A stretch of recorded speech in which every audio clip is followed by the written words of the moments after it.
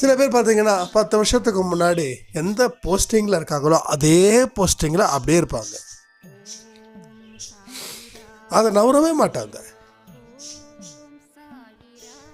ஒரே மாதிரி.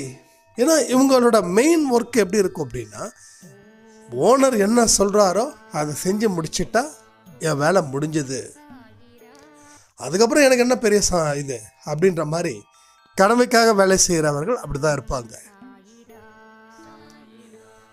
இப்போ உங்கள் ஓனர் சொல்லக்கூடிய வேலைகளை செஞ்சிட்டீங்க, உங்கள் வேலையோட தன்மை, உங்கள் வேலையோட எதிர்காலம், உங்கள் வேலை எப்படிப்பட்டது, முதல்ல உங்களோட கம்பெனி எதை நோக்கி போகுது, அதுக்கு உண்டான விஷயங்கள் இதையெல்லாம் நீங்கள் அப்டேட் பண்ணணும். அந்த நேரத்தில் அதுக்கு தகுந்த மாதிரி ஒரு தனியாக டைரி போட்டு மென்ஷன் பண்ணி உங்களுக்கு நோட் பண்ணி ஒவ்வொரு விஷயத்தையும் நீங்கள் அப்டேட் பண்ணி